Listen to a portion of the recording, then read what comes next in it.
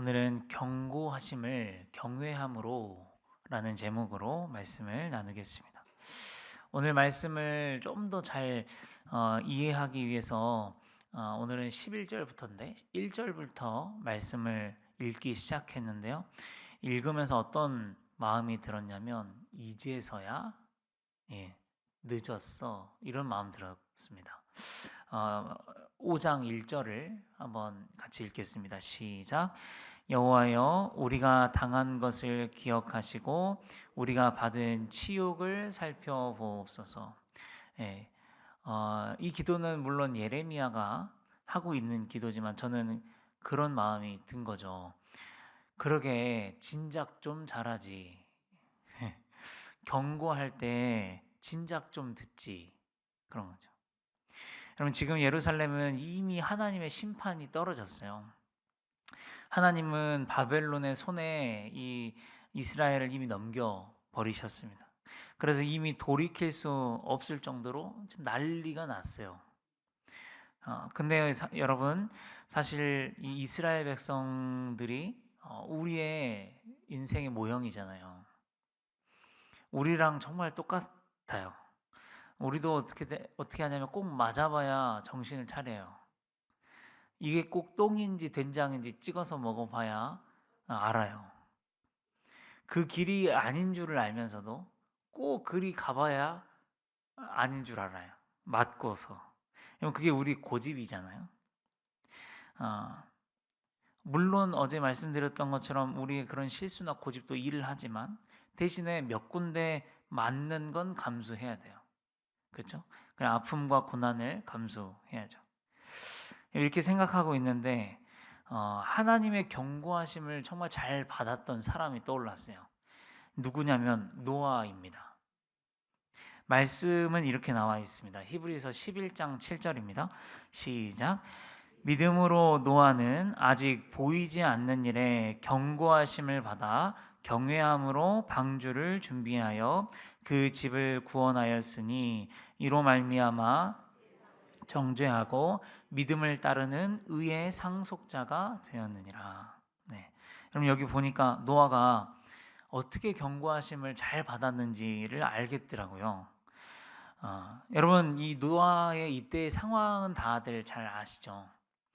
정말 아무것도 아닌 날에, 정말 햇살이 따뜻한 날에 하나님께서 뭐라 그러셨냐면 말씀으로 읽어보겠습니다. 시작. 그때에 온 땅이 하나님 앞에 부패하여 포악함이 땅에 가득한지라 하나님이 보신즉 땅이 부패하였으니 이는 땅에서 모든 혈육 있는 자의 행위가 부패함이었더라. 하나님이 노아에게 이르시되 모든 혈육 있는 자의 포악함이 땅에 가득함으로 그 끝날이 내 앞에 이르렀으니 내가 그들을 땅과 함께 멸하리라. 너는 고페르나무로 너를 위하여 방주를 만들되. 그렇죠? 온 땅이 하나님 앞에 부패해서 더 이상 못 봐주겠으니까 내가 홍수로 이들을 쓸어버릴 거니까 너는 방주를 준비해라. 그런 거예요. 그래서 노아가 방주를 준비를 해요. 여러분 그런데 노아가 방주를 몇 년 동안 만들었는지 아세요? 정확하게 몇 년이라고 성경에 이렇게 명시되어서 나오지는 않지만 말씀을 통해서 추론을 해볼 때 적어도 100년이에요.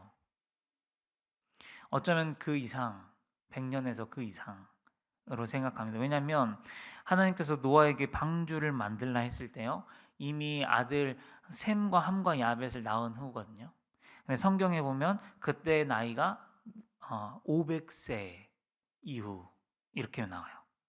그리고 창세기 7장으로 넘어가면 홍수가 땅에 있을 때의 노아가 600세더라 이렇게 이야기해요. 이거 조금 더 결정적인로 생각해 볼 만한 말씀이 있는데 창세기 6장 3절을 한번 읽겠습니다. 시작. 여호와께서 이르시되 나의 영이 영원히 사람과 함께하지 아니하리니 이는 그들이 육신이 됨이라. 그러나 그들의 날은 120년이 되리라 하시니라. 네. 이 숫자를 있는 그대로 120년 동안이라고 생각할 수도 있고요. 상징적인 숫자로 볼 수도 있어요. 전통적인 해석은 뭐냐면 하나님께서 그 땅에 사는 백성들에게 진노하셨지만 그들이 충분히 회개하고 돌이킬 수 있는 시간을 줬다. 그렇게 해석해요. 120년이라는 숫자가 상징적인 숫자예요. 충분히 회개하고 돌이킬 수 있는 기간을 하나님 주신 거예요. 아, 여러분 근데 이게 되게 은혜로운 이야기거든요. 마치 우리와 예수님 이야기 말하고 있어요. 하나님께서 우리를 진멸하시지 않고 참으시던 동안에 구원의 방주이신 예수님을 준비하십니다. 그래서 하나님의 말씀을 믿은 노아와 그 가족들이 방주에 타서 살아남았던 것처럼 하나님의 아들 예수 그리스도를 믿는 이들은 살게 되는 거예요. 예, 똑같은 원리예요. 어찌됐든 노아가 방주를 만든 시간은 이렇게 굉장히 오래 걸렸을 것이다. 이 만드는 일이 쉽지 않았을 거예요. 그런데 노아는 아직 일어나지도 않은 일에 경고하심을 받아 방주를 지었다. 그렇게 이야기를 하고 있어요. 그리고 그 비결이 뭐냐면요. 다시 한번 11장 7절을 한번 읽어볼게요. 시작.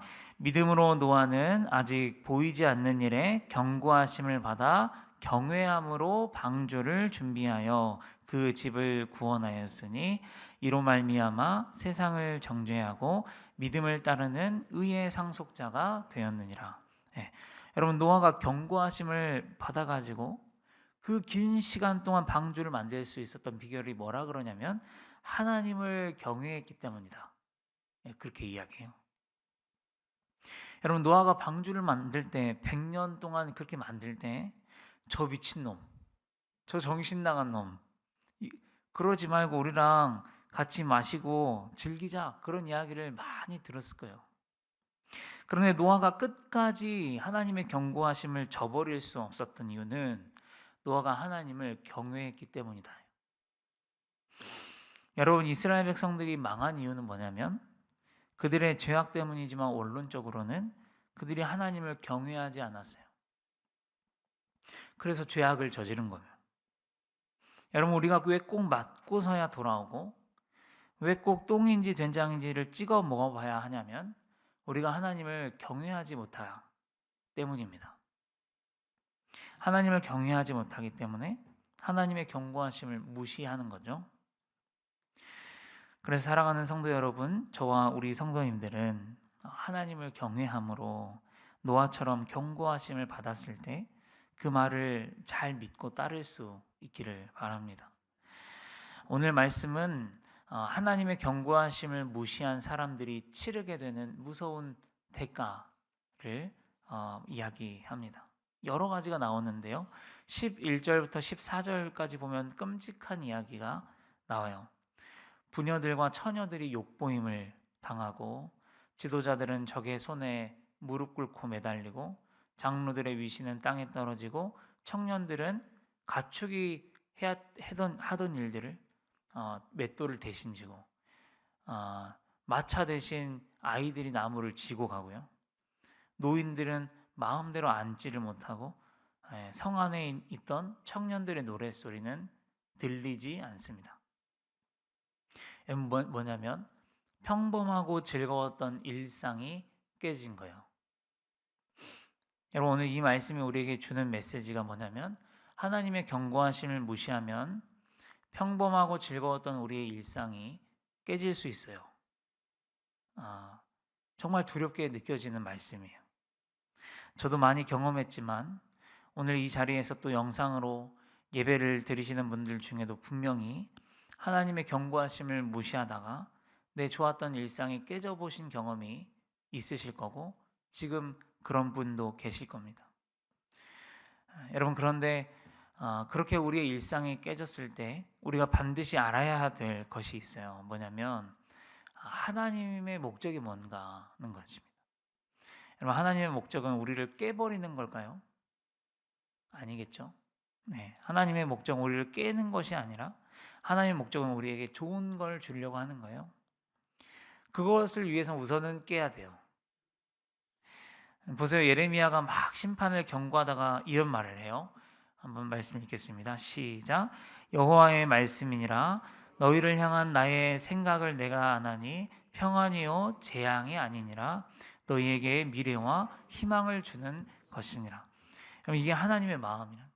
너희가 바벨론에 잡아먹히고 오늘처럼 부녀들이 욕보임을 당하고 난리가 날 건데 너희들의 일상이 완전히 깨져버릴 테지만 내 생각은 그게 아니야. 거기서 끝나는 게 아니야. 내 생각은 결국 너희에게 참 평안과 미래를 희망을 주려 하는 것이야. 그렇게 말씀한다는 거예요. 제일 먼저는 하나님을 경외함으로 경고하심을 제때 받았으면 제일 좋겠고요. 만약에 그렇지 못해서 일상이 깨져버렸을지라도 우리에게 반드시 참 평안과 미래와 희망을 주시려는 하나님을 우리가 믿음으로 믿고 이 시간들을 잘 지나갈 수 있기를 축복합니다. 또 15절에서 18절을 보면요. 하나님의 경고하심을 무시하고 범죄한 사람들이 보이는 특징이 있는데 첫 번째는 뭐냐면 기쁨이 그치고 슬픔이 되었다. 이런 말이 있습니다. 한번 말씀을 읽겠습니다. 애가 5장 15절입니다. 시작.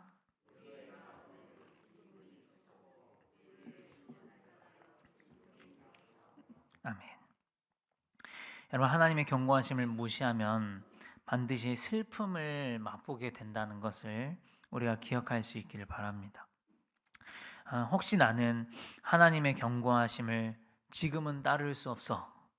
나는 좀 더 내 마음대로 살 거야. 라는 마음이 드신다면 대신에 슬프게 될 것은 각오하셔야 합니다. 언젠간 반드시 그 시간을 거치게 돼 있어요.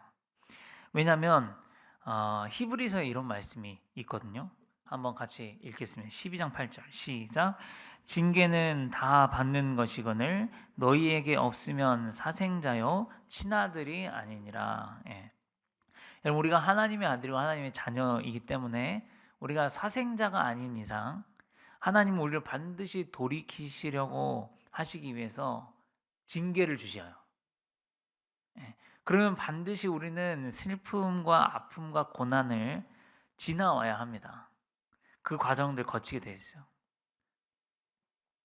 또 그런가 하면 하나님의 경고하심을 무시한 사람들에게 나타나는 특징 두 번째는 뭐라고 이야기하냐면 마음의 피곤이에요. 말씀 한번 읽어보겠습니다. 시작. 우리의 머리에서는 면류관이 떨어졌사오니 오호라 우리의 범죄 때문이다. 이러므로 우리의 마음이 피곤하고 그렇죠? 네. 여러분 마음이 피곤하다. 여기서 이 피곤하다라는 단어가 쇠약해진, 허약한 이런 뜻이거든요. 여러분 우리가 마음이 쇠약해지고 허약해지면 어떻게 될까요? 금방 부서지겠죠? 우리 마음이요. 좀만 건들고 좀만 고난이 오면 쉽게 부서집니다. 여러분 그래서 잠언 4장 23절에는 이렇게 이야기를 해요. 시작. 모든 지킬 만한 것 중에 더욱 내 마음을 지키라. 생명의 근원이 이에서 남이니라. 마음을 지켜야 된대요. 마음이 부서지면 안 된다. 왜냐하면 생명의 근원이 마음을 지키는 데서 난다. 그런 거예요. 여러분 우리가 고난을 만나고 어려움 만났을 때 살아가다 보면 사실은 우리의 마음을 지키는 게 제일 중요하잖아요. 그래야 우리가 무너지지 않잖아요. 그런데 내 마음이 무너지면 정말 힘들게 되는 거거든요. 그래서 오늘 말씀에서 이렇게 이야기를 하는 거예요. 범죄가 우리의 마음을 무너지게 한다. 범죄가 우리의 마음을 피곤하게 한다. 곧 범죄는 생명을 잃어버리게 만들고 마음을 무너지게 만든다. 곧 범죄는 우리를 사망으로 이끌어간다. 그렇게 이야기하는 것이죠. 그런가 하면 또 하나님의 경고하심을 무시하고 범죄하다 보면 우리가 어떻게 되냐면 눈이 어두워진다고 오늘 말씀합니다. 5장 17절입니다. 시작. 이러므로 우리의 마음이 피곤하고 이러므로 우리의 눈들이 어두우며 그렇죠. 눈들이 어둡다는 말은 뭐냐면 봐야 할 걸 제대로 보지 못한다는 것을 뜻하죠. 우리가 봐야 될 건 뭐냐면 하나님이죠. 하나님의 진리의 말씀이에요. 그런데 우리가 범죄하면 눈이 어두워져요. 그래서 정말 바라봐야 할 하나님을 바라보지 못합니다. 우리가 범죄하면 할수록 믿음의 눈은 감게 돼. 우리가 범죄해서 어떤 구렁텅이에 빠져요. 징계를 받든지 고난을 당하든지 자존감이 바닥을 치고 있다고 쳐요. 그런데 거기에서 우리가 하나님을 바라봐야 되거든요. 그런데 눈이 어두우니까 잘 안 보이는 거예요. 하나님이 잘 안 느껴지고 하나님을 믿음의 눈으로 바라봐야 되는데 안 바라봐죠. 범죄들 때문에 눈이 어두워졌기 때문이다. 자, 그러면 이제 이때는 어떻게 해야 될까? 오늘 말씀에 예레미야가 어떻게 하는지를 좀 보겠습니다. 예레미야가 막 지금의 우리의 처한 상황들과 슬픔들과 이런 것들을 다 나열한 다음에 그 다음 19절부터 뭘 하냐면 기도를 하거든요. 예레미야가. 기도의 내용은 이런 거예요. 뭐냐면 하나님, 주는 영원히 계시는 분입니다. 주님이 어찌하여 우리를 잊고 주님이 어찌하여 우리를 오래 버리시나이까. 여호와여, 우리를 주께로 돌이키소서. 그리하시면 우리가 주께로 돌아가겠습니다. 주님, 우리의 날들을 새롭게 하여 주시옵고 옛적 같게 하옵소서. 뭐 하는 거냐면 예레미야는요, 결코 버리실 수 없는 하나님의 성품을 붙잡고 기도를 해요. 이미 경고하심은 무시했고 나라는 망했고 일상은 깨졌고 기쁨은 슬픔이 됐고 마음이 부서질 지경이고 눈들이 어두워졌지만 우리는 그런 잘못을 저질렀지만 예레미야는 그런 우리를 결코 버리시지 않는 그 하나님의 성품을 붙들고 기도를 해요. 여러분, 혹시 오늘의 본문의 내용처럼 우리가 범죄하다가 수렁에 빠질 수 있어요. 또는 고난 중에 있을 수 있고 우리가 어려움 중에 있을 수 있어요. 우리가 병마와 싸우고 있을 수 있어요. 두려움과 싸우고 있을 수 있어요.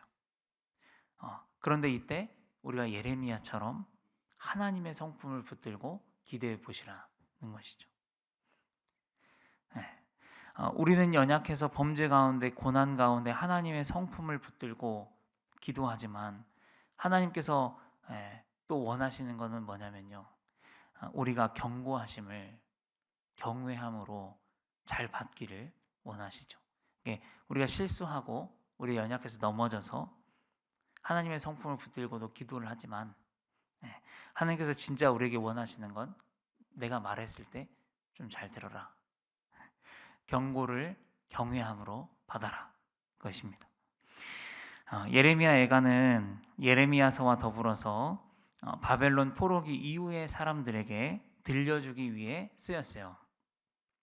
우리 조상들이 이런 실수와 이런 잘못을 하다가 어떻게 됐는지, 어떻게 얼마나 아팠었는지 그걸 이야기하면서 우리 조상들이 하나님의 경고하심을 경외함으로 받지 못해서 이런 일들이 생긴 것이니 너희는 경고하심을 경외함으로 받을 수 있도록 해라. 그 이야기를 예레미야 애가가 들려주고 있습니다. 그래서 우리도 오늘 이 예레미야 애가의 교훈을 따라서 경고하심을 좀 잘 받았으면 좋겠어요. 똥인지 된장인지 꼭 찍어 먹어 보기 전에 경고하심을 우리가 경외함으로 받을 수 있기를 소망합니다. 기도하겠습니다. 아버지 하나님, 감사합니다. 예레미야 애가를 마치면서 우리의 삶을 어떻게 살아가야 할지에 대해서 마음을 정해보기로 결단합니다. 하나님의 경고하심을 우리가 경외함으로 받을 수 있도록 아버지 인도하여 주시옵소서. 아버지, 하나님을 경외하는 것이 지식의 근본이다. 그렇게 말씀하셨습니다. 미련한 자는 하나님의 지혜와 훈계를 멸시한다. 그렇게 말씀을 하셨습니다. 우리가 하나님을 경외하는 사람 되게 하여 주시옵소서. 하나님의 지혜와 하나님의 지식을 경히 여기지 않을 수 있도록 아버지 하나님 우리를 붙들어 주옵소서. 그래서 하나님의 정말 기뻐하시는 자녀 될 수 있도록 인도하여 주시옵소서. 예수님의 이름으로 감사하며 기도합니다. 아멘.